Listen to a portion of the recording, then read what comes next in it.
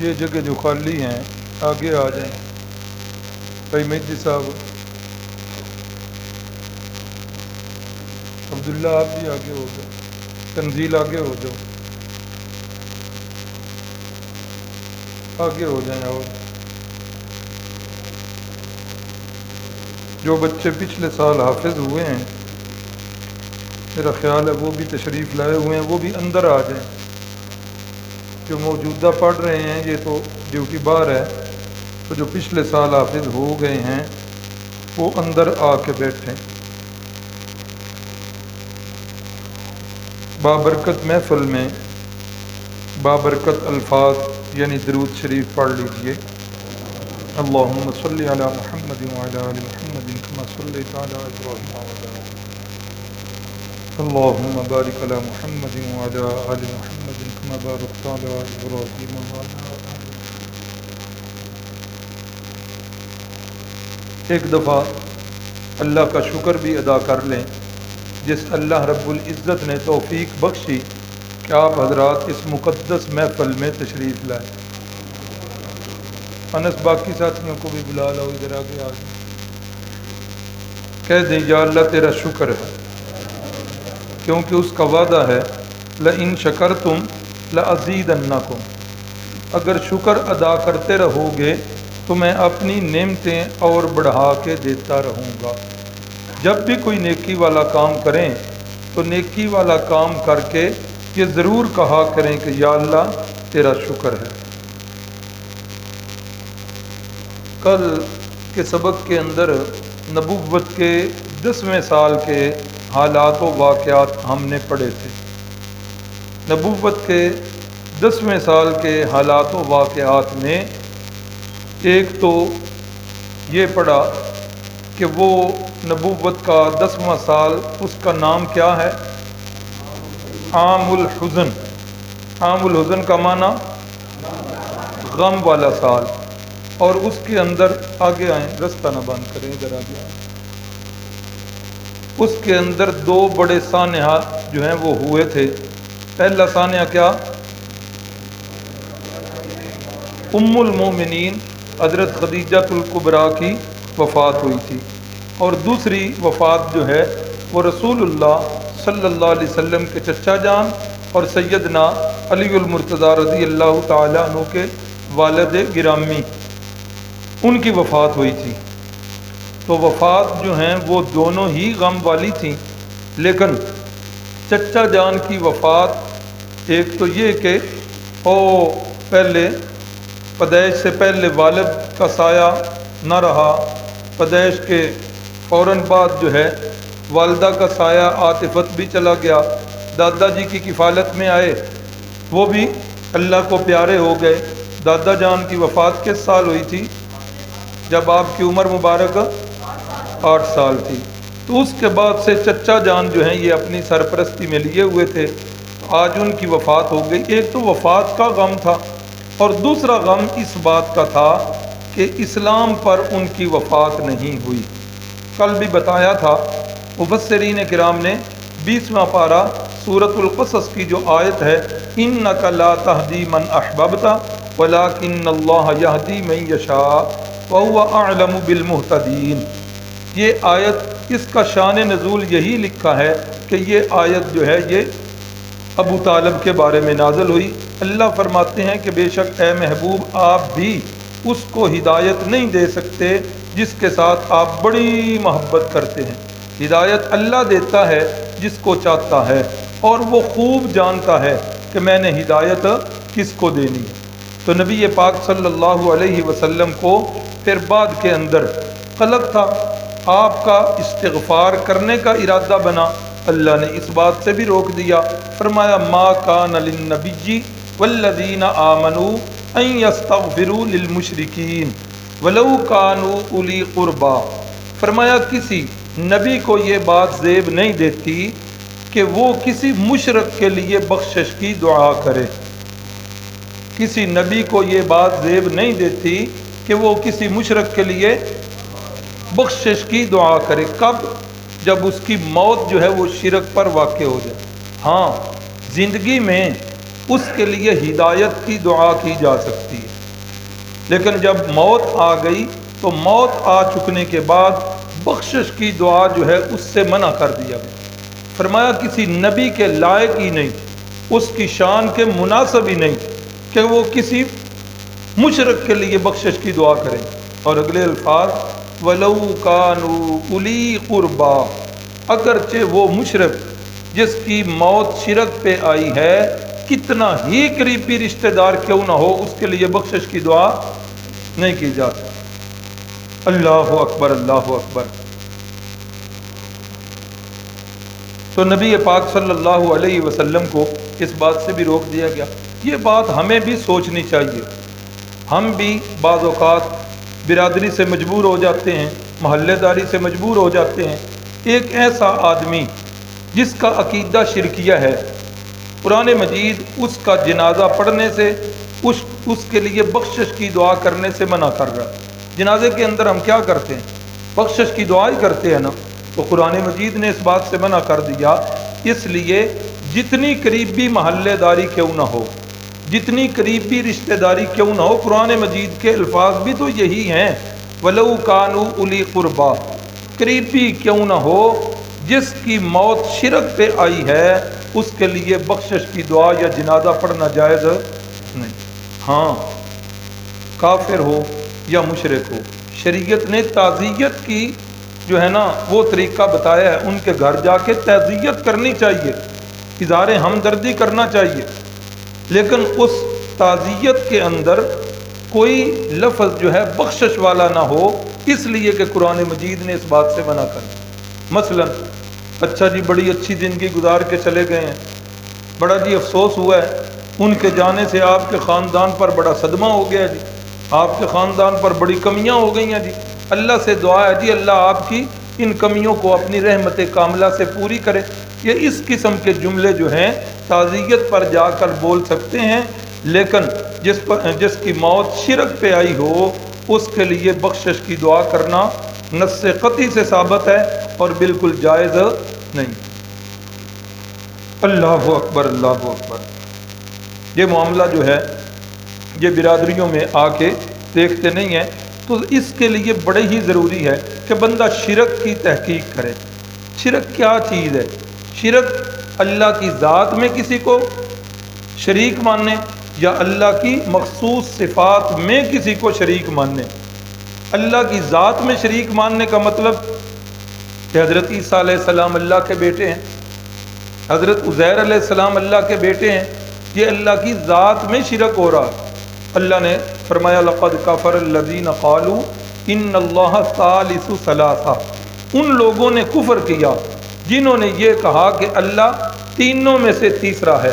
یہ عیسائیوں کی نفی ہو رہی، تو یہ ہے اللہ کی ذات میں شرک۔ مشرکین مکہ جو تھے نا، یہ اللہ کی صفات میں شرک کیا کرتے تھے۔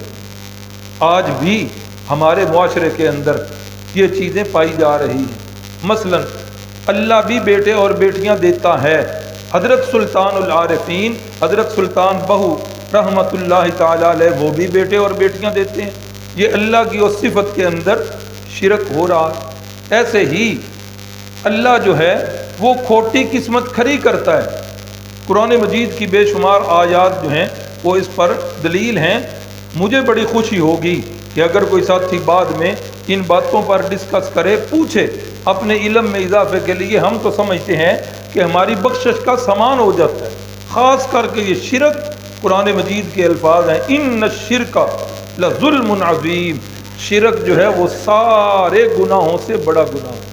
اور قرآن مجید میں اللہ نے جا بجا فرمایا لا یغفر ان یشرک بہ، اللہ نے اس بندے کو تو معاف ہی نہیں کرنا جس نے اللہ کے ساتھ شرک کیا ہو۔ ہاں یغفر ما دون ذلک لمن یشاء، جو شرک کے علاوہ دوسرے گناہ لے کے آئے گا اللہ چاہے گا تو معاف کر دے گا، اللہ چاہے گا تو سزا دے کے اس کو جنت میں بھیج دے گا، لیکن مشرک کو اللہ نے جنت میں نہیں بھیج۔ ایک اور جگہ فرمایا انہ من یشرک باللہ فقد حرم اللہ علیہ الجنہ، جس نے اللہ کے ساتھ شریک کیا اللہ نے جنت کو اس پر حرام کر دیا۔ ومأواہ النار، اور اس کا ٹھکانہ ہمیشہ کے لیے جہنم ہو۔ کتنی ہی آیات ہیں اس پر۔ اس لیے بھائیو، یہ شرک وہ موذی گناہ ہے جس کی بخشش نہیں ہونی۔ اور قرآن مجید کے اندر 7واں پارہ جہاں پر 3 پاؤ ختم ہو رہے ہیں، 4تھا پاؤ شروع ہو رہا ہے، وہاں اللہ رب العزت 17 پیغمبروں کا نام لیتے، 17 پیغمبروں کا نام اور 17 انبیاء کرام کا نام لے کر آگے فرمایا وَمِنْ آبائِهِمْ وَأَزْوَاجِهِمْ وَذُرِّيَّاتِهِمْ، ان کے باپ دادا ہوں وہ بھی، ان کی اولادیں ہوں وہ بھی، ان کی بیویاں ہوں وہ بھی، یہ سارا ذکر کر کے آگے فرمایا لَوْ أَشْرَكُوا لَحَبِطَ عَنْهُمْ مَا كَانُوا يَعْمَلُونَ۔ یہ انبیاء کرام اگر ان میں سے بھی کوئی شرک کر لے، اللہ فرماتے ہیں اس کے بھی سارے کے سارے عمل میں ضائع اور برباد کر دوں۔ اور 24واں پارہ سورہ زمر، اللہ رب العزت نے فرمایا وَلَقَدْ أُوحِيَ إِلَيْكَ وَإِلَى الَّذِينَ مِن قَبْلِكَ، اے محبوب صلی اللہ علیہ وسلم، ہم نے آپ کی طرف بھی یہی وحی کی ہے، اور آپ سے پہلے جتنے انبیاء گزرے ان کی طرف بھی اس بات کی وحی کی تھی۔ کون سی ہے اللہ؟ فرمایا لَإِنْ أَشْرَكْتَ۔ مسجد میں کھڑا ہوں بھائیو، سچی بات یہ ہے کہ معنی کرنے سے زبان جو ہے لرزتی ہے۔ اللہ کی قسم اگر قرآن مجید کے الفاظ نہ ہوتے تو یہ زبان پر بھی کوئی تصور نہیں کر سکتا۔ اللہ فرماتے ہیں لَإِنْ أَشْرَكْتَ، اے محبوب اگر آپ نے بھی شرک کر لیا۔ پیغمبر تو آتے ہی دنیا سے شرک کو مٹانے کے لیے، پیغمبر تو آتے ہی توحید کی دعوت دینے کے لیے، پھر یہ کیسا ہو سکتا ہے؟ تو اس کے لیے وہی پرانی مثال جو پنجابی میں کہتے ہیں کواں تینوں تے سناواں نونوں۔ اللہ تعالیٰ پیغمبروں سے کہہ رہے ہیں، میرے محبوب صلی اللہ علیہ وسلم سے کہہ رہے ہیں اور سنا رہے ہیں ہمیں کہ اگر میں نے اپنے محبوب کے لیے یہ قانون بنایا ہے تو پھر تم بھی اس سے بچ نہیں سکو گے۔ کیا لفظ ہیں؟ لَإِنْ أَشْرَكْتَ، اگر آپ نے شرک کر لیا، لَيَحْبَطَنَّ عَمَلُكَ، آپ کے بھی سارے کے سارے عمل ضائع اور برباد ہو جائیں گے، وَلَتَكُونَنَّ مِنَ الْخَاسِرِينَ، اور آپ بھی گھاٹا پانے والوں میں سے ہو جائیں گے۔ اس لیے بھائیو، سیرت کورس کا سب سے بنیادی مقصد یہی ہے کہ جس مشن کے لیے اللہ نے سارے پیغمبروں کو بھیجا، قرآن مجید کا 17واں پارہ سورۃ الانبیاء، اس کی آیت اس بات کی دلیل ہے کہ سارے انبیاء جو ہیں وہ مسئلہ توحید کے لیے آئے اور قوموں کو شرک سے بچانے کے لیے۔ اب یہ دیکھ لینا کتنا ہی قریبی رشتہ ہے۔ جس نے شرک کر لیا، حضرت نوح علیہ السلام کا بیٹا ہے، قرآن کہتا ہے وہ بھی کدھر جائے گا؟ جہنم میں۔ حضرت نوح علیہ السلام اور حضرت لوط علیہ السلام کی بیویاں ہیں، 28واں پارہ سورۃ التحریم، اس کے دوسرے رکوع کے اندر فرمایا وقیل ادخلوا النار مع الداخلین، انہیں بھی کہا جائے گا قیامت والے دن کہ آپ بھی جہنم میں داخل ہو۔ حضرت ابراہیم علیہ السلام کے والد ہیں آزر، قرآن مجید کہتا ہے کہ وہ توحید پر نہیں ایمان لائے، شرکیہ عقیدے کے قائل تھے۔ قرآن مجید نے بتایا کہ حضرت ابراہیم علیہ السلام کے والد بھی کدھر جائیں گے؟ تو پیغمبر کے لیے، پیغمبر پر ایمان کے لیے یہ کافی نہیں کہ پیغمبر کے ساتھ رشتہ ہو، بلکہ یہ ضروری ہے کہ پیغمبر کے ساتھ اس مشن کے اندر بندہ مساوی ہو جائے جس مشن کے لیے اللہ کے نبی آئے ہیں۔ ہاں، عقیدہ صحیح ہو جانے کے بعد اگر پیغمبر سے رشتہ داری ہے تو یہ نور علی نور ہے۔ تو اس لیے اب یہاں دیکھ لیجئے، سگے چچا ہیں، بڑے پیارے ہیں، بڑی سرپرستی کی ہے، گویا کہ سرپرستی کا حق ادا کیا ہے، لیکن اللہ فرما رہے ہیں جب موت جو ہے بوقت وفات، ابو طالب نے کہا تھا کہ میں اپنے باپ دادا کے دین پر ہی رہنا چاہتا ہوں، تو اللہ نے پھر منع کر دیا، اے محبوب اگرچہ کتنا ہی قریبی رشتہ دار کیوں نہ ہو، اس کے مشرک کے لیے دعائے مغفرت کرنا جائز نہیں۔ اللہ اکبر۔ کل کے سبق میں ہی بتایا تھا کہ پھر آپ صلی اللہ علیہ وسلم طائف کی وادی میں گئے تھے، طائف والوں نے جو سلوک کیا وہ کل کے سبق میں ہو گیا تھا۔ ایک بات کہ جس وقت آپ صلی اللہ علیہ وسلم نڈھال ہو کے آئے، حضرت جبریل امین آ گئے، اور حضرت جبریل امین آ کر کہتے ہیں یا رسول اللہ صلی اللہ علیہ وسلم، یہ میرے ساتھ اللہ نے پہاڑوں کے جو فرشتہ ہے پہاڑوں پر جس کی ڈیوٹی ہے اللہ نے اس کو بھیجا ہے، یہ فرشتہ آپ کو سلام کہہ رہا ہے اور آپ سے یہ درخواست کر رہا ہے کہ اگر آپ یہ چاہتے ہیں جہاں پر یہ طائف کی بستی ہے ادھر بھی پہاڑ ادھر بھی پہاڑ، آپ حکم کریں ان دونوں پہاڑوں کو ملا کر اس بستی کو صفحہ ہستی سے مٹا دوں۔ اتنے میں وہ جو فرشتہ تھا اس نے آگے بڑھ کر رسول اللہ صلی اللہ علیہ وسلم کو سلام کیا اور ساتھ ہی یہ لفظ کہے تو رسول اللہ صلی اللہ علیہ وسلم انتہائی غمزدہ ہیں، جسم سارے کا سارا زخمی نہیں بلکہ لہو لہان ہے، درد کی ٹھیسیں جو ہیں وہ اٹھ رہی ہیں، انتہائی غمزدہ ہیں، لیکن اللہ اکبر اللہ اکبر کیا فرماتے ہیں؟ بل ارجو ان یخرج اللہ من اصلابہم من یعبد اللہ وحدہ لا یشرک بہ شیئا۔ فرماتے ہیں کہ مجھے اس بات کی امید ہے کہ اگر یہ میرے اوپر ایمان نہیں نہ لے کے آئے اللہ ان کی نسل سے ایسے لوگوں کو پیدا کرے گا یعبد اللہ وحدہ، جو ایک اللہ کی عبادت کرنے والے ہوں گے، لا یشرکون بہ شیئا، وہ اللہ کی عبادت کے اندر کسی کو شریک کرنے والے نہیں ہوں۔ ہاں اگر میری اللہ تعالیٰ دعا سننا چاہتے ہیں تو میری دعا یہی ہے اللہم اہد قومی فإنہم لا یعلمون، اے اللہ اس قوم کو ہدایت دے دے، یہ میرا قدر نہیں جانتی، اے اللہ ان کو ہدایت دے۔ اللہ اکبر اللہ اکبر۔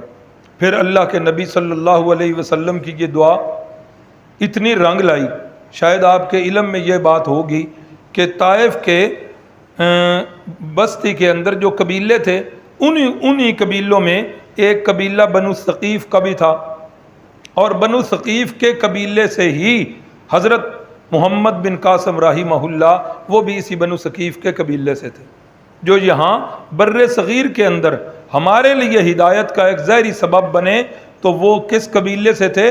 اسی طائف کے قبیلے بنو ثقیف سے ہی تھے۔ اللہ اکبر۔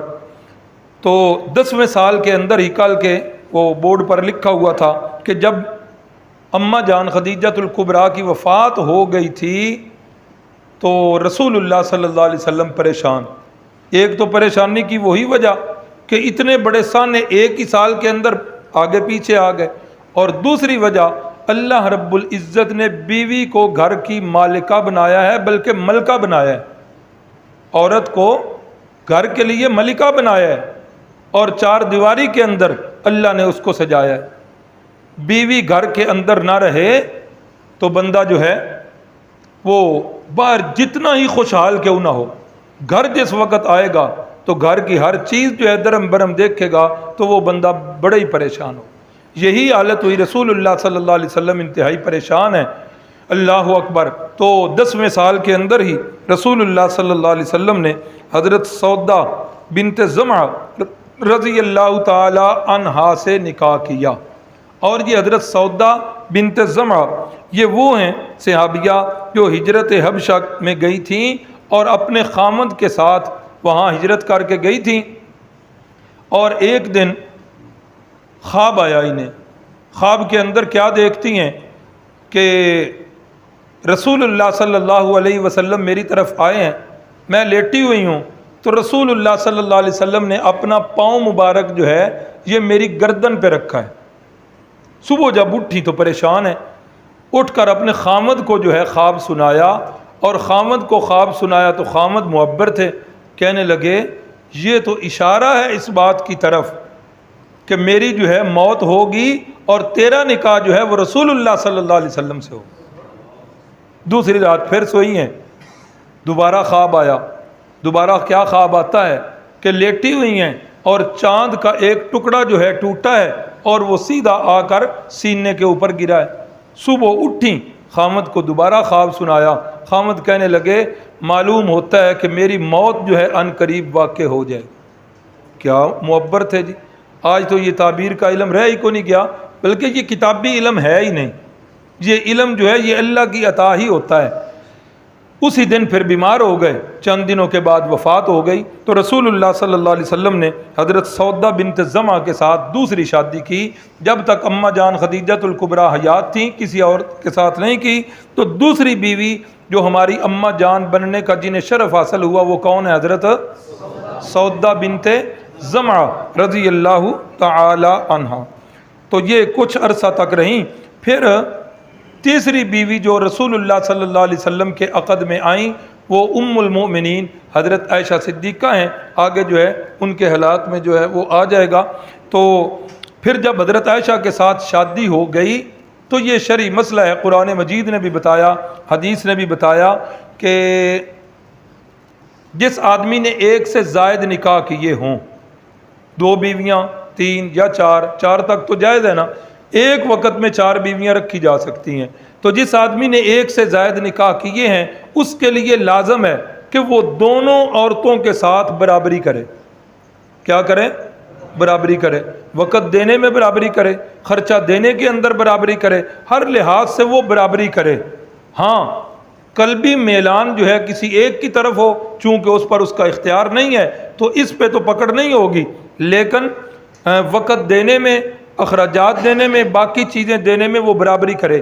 رسول اللہ صلی اللہ علیہ وسلم نے فرمایا جس بندے نے ایسا نہ کیا، برابری نہ کی، فرمایا قیامت والے دن اللہ کے حضور اس حال میں پیش ہوگا کہ اس کا سارا جسم جو ہے، اس کا آدھا دھڑ جو ہے وہ بالکل مفلوج ہوگا اور اسی فالج زدہ حالت میں اللہ کے سامنے پیش ہوگا۔ معاملہ تو بڑا اوکھ ہے دوسری شادی والا، ہاں خاص کر کے ہمارے پنجاب کے اندر یہ بڑا ہی المیہ ہے بھائیوں۔ عرب کے اندر ایسا نہیں ہے، پٹھانوں میں بھی ایسا نہیں ہے، ہمارے پنجاب کے اندر یہ معاملہ بڑا سخت۔ ہمارے ترجمے کی کلاس میں ایک ساتھی تھے ہمارے، تو وہ ایک نئے ساتھی کو لے کے آئے، اتفاقاً اس دن جو ہے نا آیتیں یہ سورت نساء والی چل رہی تھیں کہ 2 3 3 4 شادیاں جو ہیں کر سکتے ہیں، اللہ کی طرف سے یہ حکم ہے من النساء مثنی و ثلاث و رباع۔ تو وہ جو نیا ساتھی آیا تو وہ اس دن یہی شادی دوسری کے مسائل چل رہے تھے، تو واپس جب وہ گھر گیا نا تو اس نے گھر جا کر یہ باتیں بتائیں کہ دوسری شادی جو ہے یہ کرنی چاہیے، عورتوں کی تعداد زیادہ ہو رہی ہے وغیرہ وغیرہ۔ تو اس کی بیوی کہنے لگی ہیں یہ باتیں کیسی کر رہے ہو، کتنے گیا سے آج؟ اس نے کہا کہ میں تو آج ایک ترجمے کی کلاس میں گیا تھا تو وہاں قرآن کی آیت ہے، میں نے خود پڑھی ہے، دوسری شادی بھی جائز ہے، تیسری بھی، چوتھی بھی، یہ قرآن کی آیت ہے، سورت نساء کی ابتدائی آیتیں ہیں۔ اس نے کہا باقی باتیں نہ مجھے بتاؤ، مجھے یہ بتاؤ کہ یہ آپ کو یہ سبق دینے والے کی اپنی شادیاں کتنی ہوئی ہیں؟ وہ قاری صاحب جو ہیں آپ کو پڑھانے والے، اس کی شادیاں۔ تو اس نے فون کر کے اپنے دوست سے پوچھا تو اس نے بتایا جی اس کی تو ایک ہی شادی ہوئی ہے۔ لگا خبردار تو آئی تو بعد اتنے کیا اپنی ایک رکھی سو تو تینوں اگوں دوسری دیاں متاں دیندا ہے۔ یہ ہمارا بڑا المیہ ہے۔ قرآن مجید جو ہے کنوارے بندے کی شادی پر اتنا زور نہیں دیتا جتنا زور رنڈوے بندے کی شادی پر۔ انکحوا الایام منکم والصالحین من عبادکم و امائکم، یہ بڑی ضروری ہے۔ لیکن ہمارے معاشرے کا المیہ شاید لفظ سخت نہ ہو جائیں، ایک عورت کو پتہ ہوتا ہے کہ میرے خامد کے تعلقات کسی دوسری عورت کے ساتھ غلط تعلقات ہیں، میرے خامد کے کسی دوسری عورت سے غلط تعلقات ہیں، کسی حد تک یہ قابل برداشت ہے عورت کے لیے، کسی حد تک۔ لیکن وہی خامد دوسری شادی کر لے، جائز کام کر لے، توبہ توبہ، یہ تو قطعاً اس عورت کے لیے برداشت ہی نہیں، غلط بات نہیں ہونا چاہیے۔ تو بہرحال یہ بھائیو شریعت کا مسئلہ ہے، لیکن اس میں المیہ کچھ دونوں طرف سے جو ہے نا گڑبڑ ہو رہی ہے۔ ایک تو یہ کہ دوسری اور تیسری شادی جو ہے یہ معاشقوں کی صورت کے اندر معاشرے میں آ رہی ہے، اس وجہ سے یہ غلط ہے۔ ہاں دوسری تیسری شادی جو ہے وہ بندہ بیوہ عورتوں سے کرے، متعلقہ سے کرے، سنت عمل ہے۔ رسول اللہ صلی اللہ علیہ وسلم کی جتنی بیویاں ہیں سوائے اماں جان عائشہ کے، باقی ساری عورتیں جو ہیں متعلقہ اور بیوہ، تو یہ بھی سنت ہے، اس سنت کو بھی زندہ کرنا چاہیے۔ اور دوسری بات یہ ہے کہ عورت اس کے لیے بھی یہی حکم ہے کہ یہ اللہ اور اس کے رسول کا حکم ہے. اگر کوئی خامد دوسری شادی کرتا ہے قانون بھی اسے حق دیتا ہے, شریعت بھی حق دیتی ہے, ہاں یہ لازم ہے کہ وہ برابری جو ہے وہ ضرور کرے گا. تو جب تک اماں جی خدیجۃ الکبریٰ موجود رہیں تو رسول اللہ صلی اللہ علیہ وسلم نے شادی نہیں کی. تو دوسری ہماری اماں جو بنی وہ حضرت سودا بنت زمعہ ہیں. اس کے بعد 10ویں سال میں ہی حضرت طفیل ابن عمر دوسی ان کا قبول اسلام ہے. رسول اللہ صلی اللہ علیہ وسلم کے پاس آئے, دوس قبیلہ کے سردار ہیں. کچھ گفتگو ہوتی رہی, گفتگو کے بعد رسول اللہ نے دعوت دی, مسلمان ہو گئے. فرمانے لگے میری قوم بڑی عجیب ہے, وہ مانیں گے نہیں. یا رسول اللہ صلی اللہ علیہ وسلم آپ کوئی میرے لیے دعا کریں, اللہ نشانی بنا دے. تو آپ صلی اللہ علیہ وسلم نے دعا کی. تو جس وقت یہ اپنی قوم کی طرف واپس پلٹے تو ان کے چہرے سے پیشانی سے نور جو ہے وہ جھلک رہا تھا, جس طرح ٹارچ کا ہوتا ہے نا روشنی, اس طرح روشنی آ رہی. انہوں نے ابھی اپنے قبیلے سے باہر تھے, اللہ سے دعا کی یا اللہ یہ روشنی کسی اور جگہ پہ کر دے, ایسا نہ ہو کہ میرا قبیلہ یہ سمجھے کہ جس طرح برس کا مریض ہوتا ہے یہ بھی کوئی مرض اس کو ہو گئی ہے. اللہ رب العزت نے وہ نور اور روشنی پھر ان کی لاٹھی کے اندر کر دی. تو پھر جس وقت گئے اپنے گاؤں کے اندر تو سب سے پہلے باپ ملے, تو باپ سے کہنے لگے ابا جی بس میرا اور آپ کا رشتہ ختم ہو گیا. کہا کیوں بیٹے؟ کہا میں مسلمان ہو چکا ہوں اور آپ ابھی تک حالت کفر پہ ہیں. بیٹا وہ اسلام کیا ہے؟ تو انہوں نے جب تعارف کروایا تو باپ کہنے لگے بیٹا جب اتنا اچھا دین ہے تو ہم کیوں اس سے محروم ہوں, ہم بھی مسلمان ہوتے. باپ بھی مسلمان ہو گیا. اس کے بعد جو ہے بیوی اس کے پاس جب گئے کہنے لگے تیرا اور میرا تعلق ختم ہو چکا ہے. کہا وجہ؟ کہا میں مسلمان ہو چکا ہوں, اب اسلام جو ہے وہ میرا مذہب بن چکا ہے, تو چونکہ اسلام پر نہیں ہے میرا تیرا کوئی تعلق نہیں. بیوی کہنے لگی وہ اسلام کیا ہے؟ جب یہ باتیں بتائیں تو بیوی بھی مسلمان ہو گئی.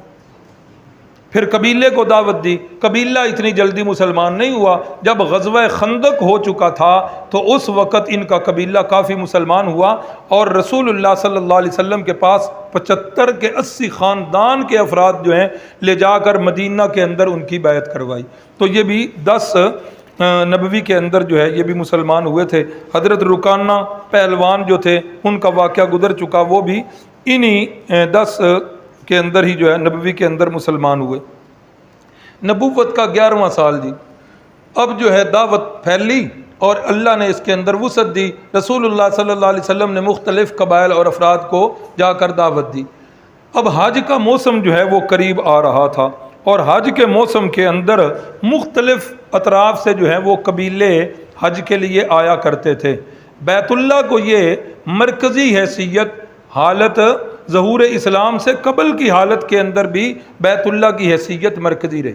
یہ بات کئی دفعہ گزر چکی ہے کہ وہ مشرکین مکہ وہ مشرک تھے, یعنی اللہ کو بھی مانتے تھے, بیت اللہ کو اللہ کا گھر سمجھتے تھے, اس کا حج اور عمرہ کیا کرتے تھے, طواف کرتے تھے, حاجیوں کو ستو پلاتے تھے, بہت ساری نیکیاں اچھے عمل جو ہے ان کے تھے. لیکن اصل معاملہ جس وجہ سے ساری نیکیوں پر پانی پھر گیا وہ کون سا تھا؟ شرک والا, کہ اللہ کی صفات کے اندر وہ شریک کیا کرتے تھے, اس لیے ان کا کوئی عمل قابل قبول نہ ہوا. تو مختلف اطراف سے یہ لوگ جو ہیں وہ آ رہے تھے. تو رسول اللہ صلی اللہ علیہ وسلم جو ہیں ان کی ذمہ داری اور بڑی. ایک دفعہ آپ صلی اللہ علیہ وسلم حضرت سیدنا صدیق اکبر کو لے کر نکلے ہیں, رات کا وقت ہے. مفروق ابن عمر اور حانی ابن قبیصہ یہ نام لکھتے ہیں سیرت نگار, یہ اپنے اپنے قبیلوں کے سردار ہیں. رحمت کائنات صلی اللہ علیہ وسلم ان کے پاس پہنچے, اسلام کی دعوت دی.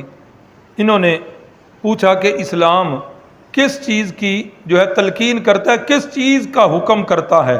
تو رسول اللہ صلی اللہ علیہ وسلم نے یہ آیت پڑھی, قل تعالوا اتل ما حرم ربکم علیکم اللہ تشرکوا بہ شیئا وبالوالدین احسانا ولا تقتلوا اولادکم خشیۃ املاق. اللہ رب العزت جو ہیں وہ تمہیں اس بات کا حکم کرتے ہیں لا تشرکوا بہ شیئا, اس کے ساتھ کسی نبی کو, کسی ولی کو, کسی جن بھوت پری کو شریک نہیں کرنا. وبالوالدین احسانا, ماں باپ کے ساتھ نیک سلوک کرنا ہے, کسی کو قتل نہیں کرنا. یہ سارے احکام انہوں نے کہا ہے یہ تو زمینی کلام معلوم نہیں ہو رہا, یہ تو آسمانی کلام ہے۔ اور ہمیں بتائیے رسول اللہ صلی اللہ علیہ وسلم نے پھر یہ آیت پڑھی، ان اللہ یأمر بالعدل والاحسان وایتاء ذی القربى وینہا عن الفحشاء والمنکر والبغی، اللہ تمہیں حکم دیتا ہے کہ معاشرے کے اندر عدل اور انصاف قائم کرو، والاحسان فرمایا معاشرے کے اندر نیکی کرو، وایتاء ذی القربى قریبی رشتہ داروں کو ہدیے اور تحفے دو، وینہا عن الفحشاء والمنکر والبغی، اور اللہ تمہیں روکتا ہے بے حیائی کے کام نہیں کرنے، برے کام نہیں کرنے، گناہ کے کام نہیں کرنے، بغاوت کے کام نہیں کرنے۔ تو جس وقت رسول اللہ صلی اللہ علیہ وسلم نے یہ آیات پڑھ کے سنائیں تو کہنے لگے کہ میرا قبیلہ جو ہے میں ان سے مشورہ کروں گا اور مشورہ کر کے پھر آپ کو جواب دوں گا۔ رسول اللہ صلی اللہ علیہ وسلم ان کی صاف گوئی سے خوش ہوئے اور فرمایا امید ہے کہ اللہ انہیں ہدایت دیں گے۔ ان سے اٹھ کر رسول اللہ صلی اللہ علیہ وسلم تھوڑے سے آگے بڑھے تو یثرب سے 6 افراد آئے ہوئے تھے۔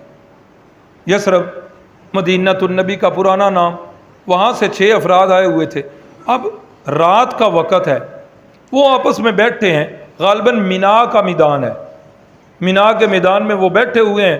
جس وقت سفر کرتے کرتے یہاں پہنچے تو شام ہو گئی، کہنے لگے کہ ٹھیک ہے آج رات یہاں آرام کرتے ہیں، صبح اٹھ کر تازہ دم ہو کر جا کے عمرہ کریں گے اور پھر آگے حج کی تیاریاں کریں گے۔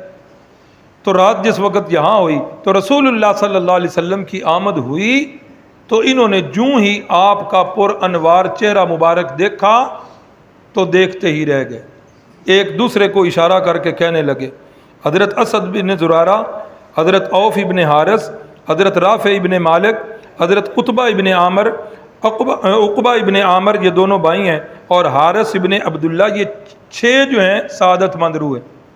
یہ کہہ رہے ہیں اسد جو ہیں یہ عقبہ سے کہہ رہے ہیں عقبہ یہ دیکھو نا، چاند کی روشنی تو ہے ہی ہے، یہ روشنی جو اور بڑھ گئی ہے یہ کس وجہ سے بڑھ گئی ہے؟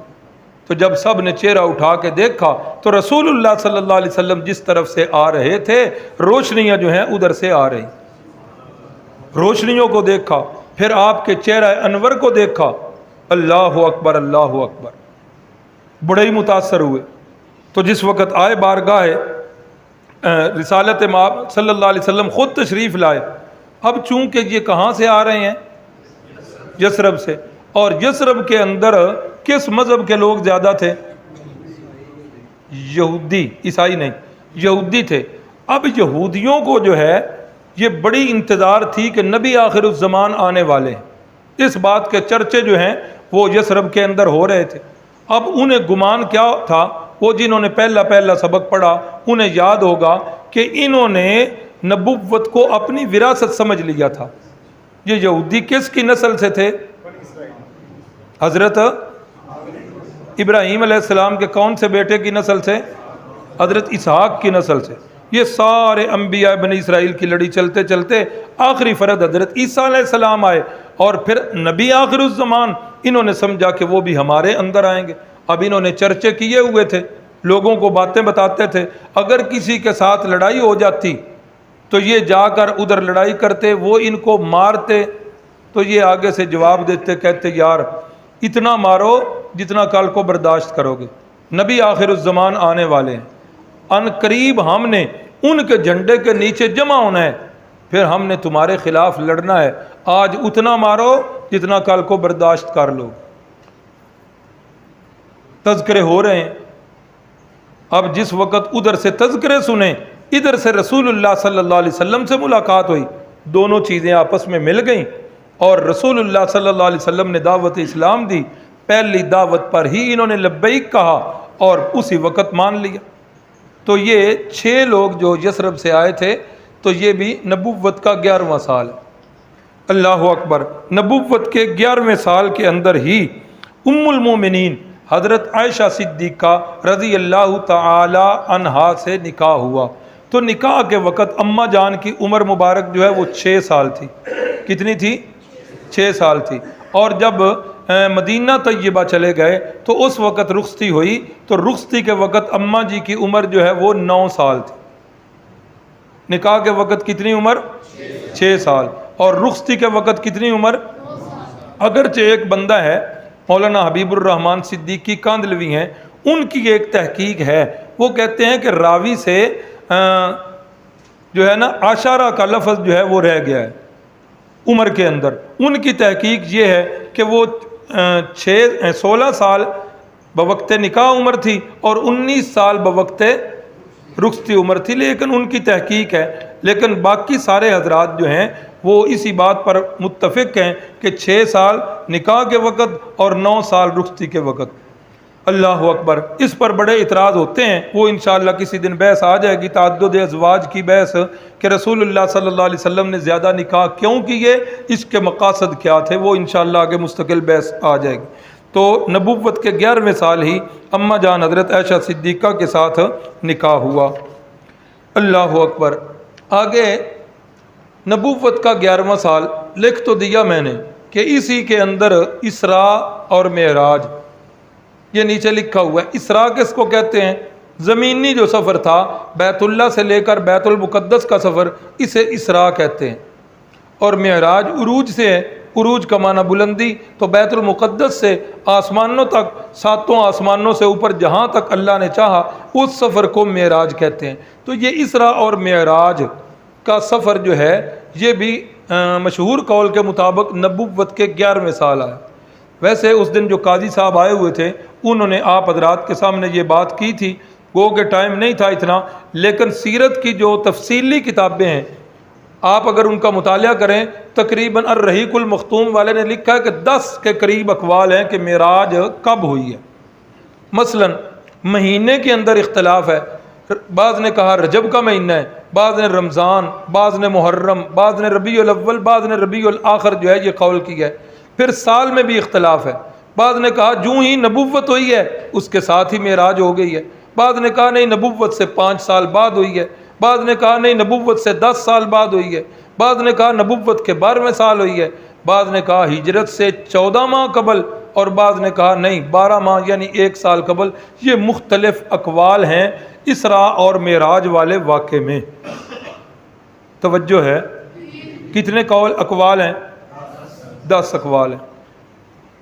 سید سلمان منصور پوری سیرت نگاروں کے اندر اردو زبان کے اندر ایک بڑا نام ہے، کتاب انہوں نے لکھی ہے رحمت للعالمین، کمال کی کتاب ہے۔ ویسے ان کی تحقیق یہ ہے جو ہمارے ہاں مشہور ہے کہ 27 رجب کو آپ صلی اللہ علیہ وسلم کو معراج جو ہے وہ ہوا ہے، یہ ان کا قول ہے۔ باقی یہ سارے سیرت نگاروں کے ہی اقوال ہیں جو لکھے ہوئے ہیں، اور بڑے بڑے محدثین کے اقوال ہیں۔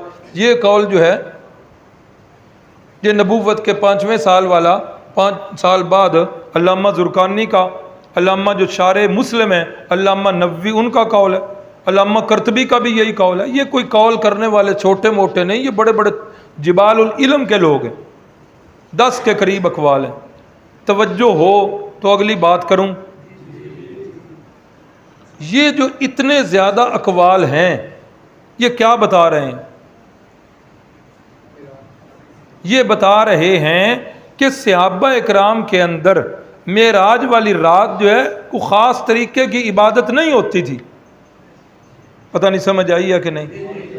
اگر صحابہ اکرام معراج والی رات کو خاص طریقے سے مناتے تو پھر یہ کبھی بھی کوئی اختلاف نہ ہوتا۔ یہی بات میں نے کہی تھی جب رسول اللہ صلی اللہ علیہ وسلم کی ولادت باسعادت کی بات کی تھی، اس دن بھی میں نے کہا تھا کہ آپ کی ولادت باسعادت کی تاریخوں میں بھی اختلاف ہے۔ بعض نے کہا ربیع الاول کا قول کیا، جنہوں نے ربیع الاول کا قول کیا، بعض نے کہا 6 ربیع الاول، زیادہ کا رجحان ہے کہ 9 ربیع الاول، کچھ کا رجحان ہے کہ 12 ربیع الاول۔ اور حضرت پیران پیر شیخ عبد القادر جیلانی محبوب سبحانی، ان کا تو قول ہے کہ حضرت صلی اللہ علیہ وسلم کی پیدائش ولادت باسعادت جو ہے یہ 10 محرم کو ہوئی۔ کوئی چھوٹی ہستی ہیں، اس امت کے بڑے قد والے جو اولیاء اللہ ہیں انہی میں ان کا شمار ہے، جن کے نام کی لوگ 11ویں دیتے ہیں۔ وہ ان کا قول ہے، غنیت الطالبین اگر کسی ساتھی کے پاس ہو اس کے اندر یہ قول درج ہے کہ وہ کہتے ہیں 10 محرم کو ولادت باسعادت ہوئی ہے۔ تو یہ معراج کا تاریخوں کا اختلاف ہو یا ولادت باسعادت کی تاریخوں کا اختلاف ہو، یہ اس بات کو ضرور بتا رہا ہے کہ یہ پیدائش والا دن یا معراج والی رات صحابہ اکرام یہ دن اور رات منایا نہیں کرتے تھے۔ اگر یہ دن منایا جاتا ہوتا یا یہ رات منائی جاتی ہوتی تو پھر ان تاریخوں کے اندر کبھی بھی اختلاف، اب دیکھ لینا عید الفطر ہے، اس میں تو اختلاف ہوتا ہے کہ چاند نظر آیا ہے کہ نہیں آیا، لیکن کسی کا بھی اختلاف نہیں، سب کا اتفاق ہے کہ عید الفطر کب ہوگی؟ یکم شوال کو۔ کیوں؟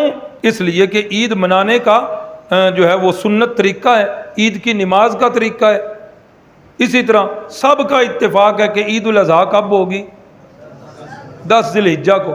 اچھا عجیب بات ہے، یہ نا شوال کی تاریخ میں اکثر اختلاف ہو جاتا ہے صوبہ سرحد والوں کا اور پنجاب والوں کا اور افغانستان والوں کا۔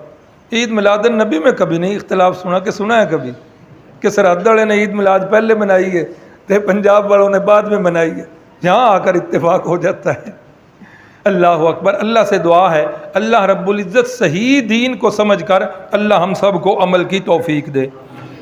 اللہ اکبر۔ تو یہ سارے اقوال جو ہیں یہ سیرت نگاروں نے لکھے ہوئے ہیں۔ اچھا، ان اختلافات کے باوجود 3 چیزیں جو ہیں یہ اتفاقی ہیں، سب کا اتفاق ہے کہ معراج جو ہے یہ ہجرت سے پہلے ہوئی یا ہجرت کے بعد نہیں ہوئی۔ نمبر 2، سب کا اتفاق ہے کہ معراج جو ہے یہ طائف کے سفر کے بعد ہوا ہے، یہ بھی سب کا اتفاق ہے۔ اور نمبر 3، حضرت خدیجہ الکبریٰ کی وفات کے بعد یہ جو ہے واقعہ معراج ہوا ہے۔ ان 3 باتوں پر سب کا اتفاق ہے۔ اللہ اکبر۔ تو یہ چیزیں جو ہیں یہ واضح کر دی ہیں میں نے، امید ہے کہ یاد رہیں گی۔ معراج ہوا کیوں؟ اللہ اکبر۔ جب بھی تکلیفیں آتی رسول اللہ صلی اللہ علیہ وسلم اللہ سے دعا کرتے، اللہ آگے سے ایک ہی تلقین کرتے، وَاصْبِرْ وَمَا صَبْرُكَ وَاصْبِرْ، اے محبوب صبر کرتے رہیے، اے محبوب صبر کرتے رہیے، اے محبوب صبر کرتے رہیے۔ تو جب یہ غموں والا سال بھی آ گیا، پے در پے غم ہوئے، تو غموں کے بعد اللہ رب العزت نے اپنے محبوب کی حوصلہ افزائی کے لیے، آپ کی دل جوئی کے لیے اللہ رب العزت نے یہ معراج کا سفر جو ہے یہ طے کروایا اور اپنے سے ملاقات کروا دی تاکہ دل جوئی بھی ہو جائے اور آپ کی حوصلہ افزائی بھی ہو جائے۔ اس لیے یہ معراج کا سفر ہوا۔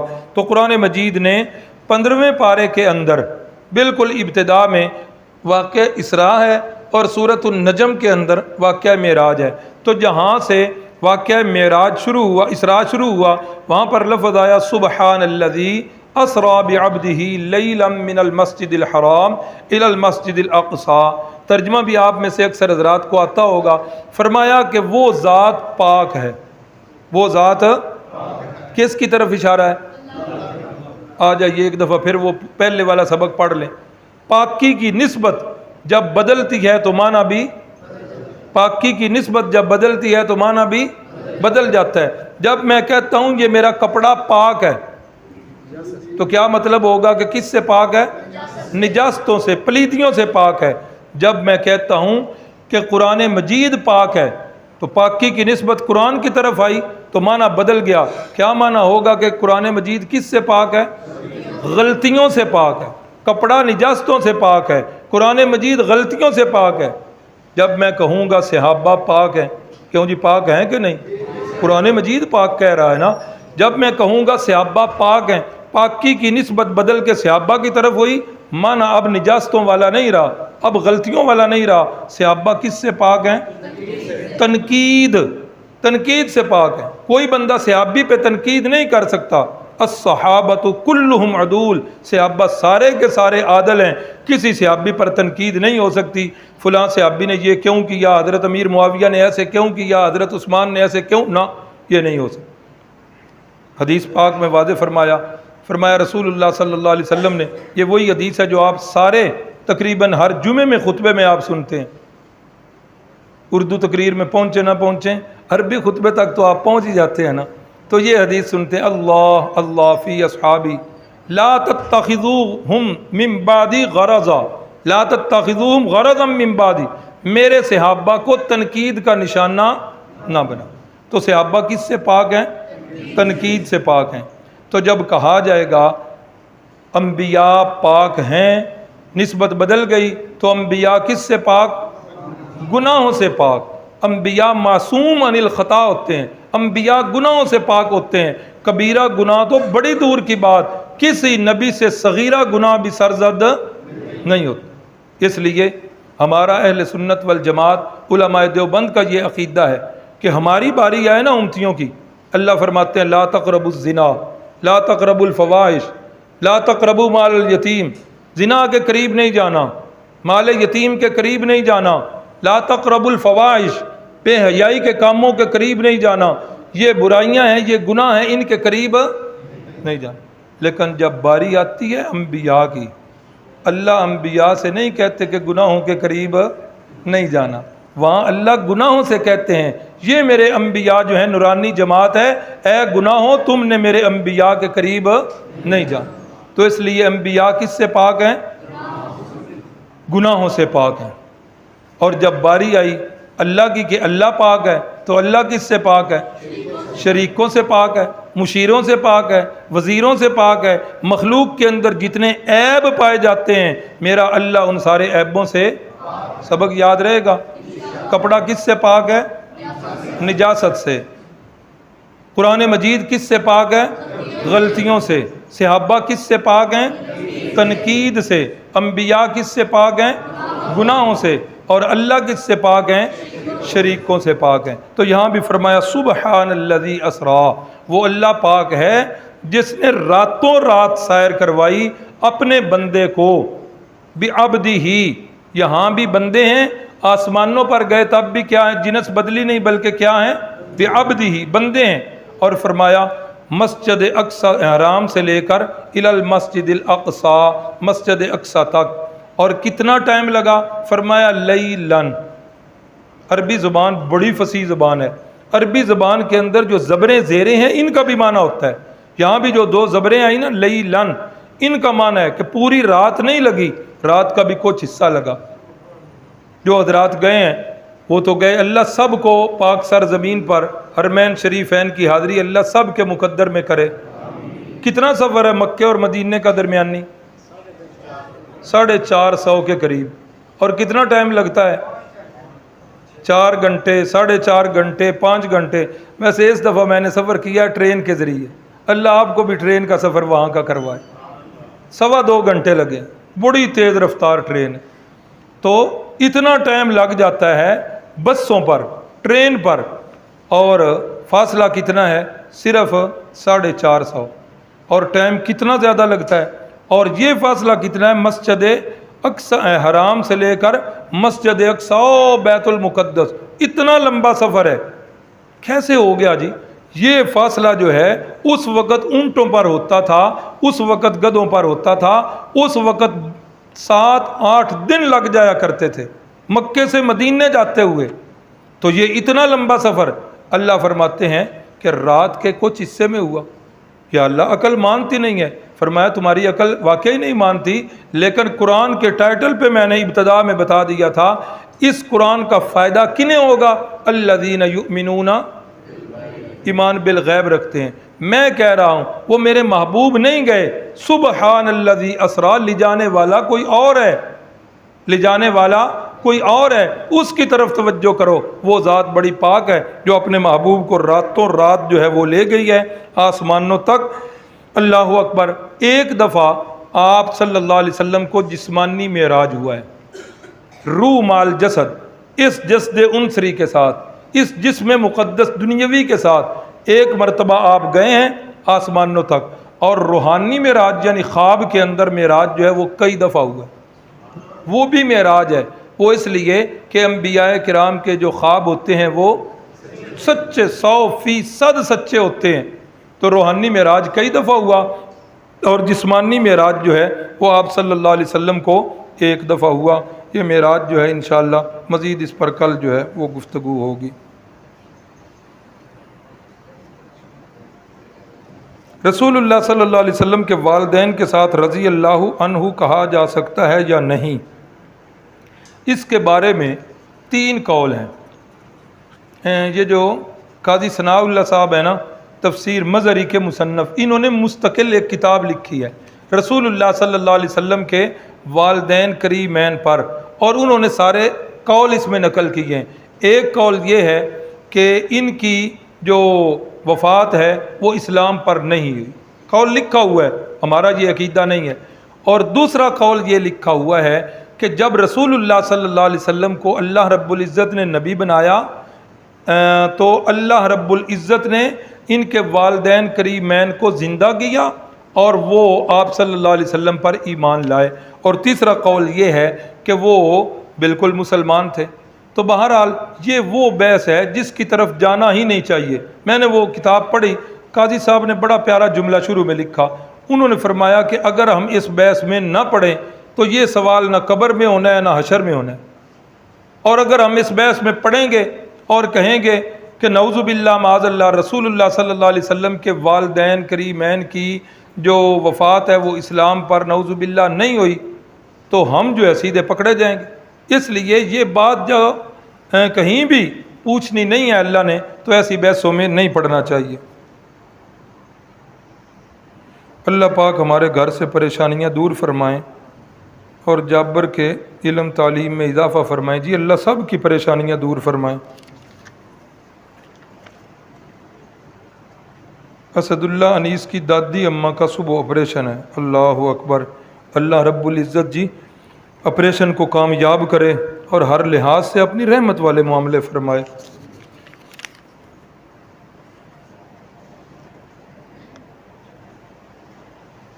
جی بھائی شہد حسین گجر صاحب تشریف لائے ہیں آج کے ہمارے درس میں۔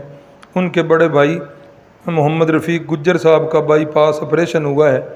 ہم اپنے بھائی شہد صاحب کو خوش آمدید کہتے ہیں، اللہ سے دعا کرتے ہیں کہ اللہ تعالیٰ ہمارے بھائی کے اس عمل کو قبول فرمائیں اور اس عمل کی برکت سے ان کے بھائی جو ہیں ان کو اللہ تعالیٰ صحت یاب فرمائیں۔ بسم اللہ الرحمن الرحیم، الحمد للہ رب العالمین والعاقبۃ للمتقین، اللہم صلی علی سیدنا ومولانا محمد النبی الأمی وعلی آلہ وسلم۔ اللہم انت الہنا لا الہ الا انت رب السماوات والارض، انت رب العرش العظیم، اللہم انت علی کل شیء قدیر، اللہم انت ربنا ونحن عبادک، اللہم انک عفو کریم تحب العفو فاعف عنا، نستغفر اللہ ربی من کل ذنب ونتوب الیہ، اللہم من احییتہ منا فاحیہ علی الاسلام ومن توفیتہ منا فتوفہ علی الایمان، اللہم سہل مشکلات الدنیا والآخرہ، اللہم سہل لنا فی الامور کلہا، اللہم اشفی مرضانا مرضى المسلمین، یا شافی الامراض اشفی مرضانا، یا کافی المہمات اکفی مہماتنا، یا رافع الدرجات ارفع درجاتنا، یا مسبب الاسباب سبب اسبابنا، اللہم سہل مشکلات الدنیا والآخرہ۔ اے اللہ جن بھائیوں نے بہنوں نے دعاؤں کے لیے کہا ہے، اے اللہ سب کی جائز خواہشات کی تکمیل فرما دینا۔ بھائی انیس صاحب کی والدہ، اے اللہ ان کا بھی آپریشن کامیاب فرما دینا۔ اے میرے مالک بھائی رفیق صاحب کو بھی ہر لحاظ سے تندرستی اور صحت دے دینا، سب کی مشکلوں کو آسان فرما دینا۔ اللہ رات کا ایک حصہ بیت چکا، تیرے بندے تیرے گھر میں بیٹھ کے تیرے سامنے ہاتھ اٹھائے اپنی جھولیاں پھیلائے تجھ سے مانگ رہے ہیں۔ اے اللہ تیرے محبوب نے فرمایا کہ جب بندہ رب کے سامنے ہاتھ پھیلاتا ہے اللہ کو شرم آتی ہے اس کے ہاتھوں کو خالی واپس لوٹاتے ہوئے۔ اے اللہ ہمارے ہاتھوں کو خالی نہ لوٹانا، اے اللہ ایمان کی دولت سے مالا مال کر دینا، ہمارے گھروں کے اندر دین والا ماحول پیدا کر دینا، ہم سب کی اولاد کو اے اللہ دین کی طرف قرآن کی طرف راغب کر دینا۔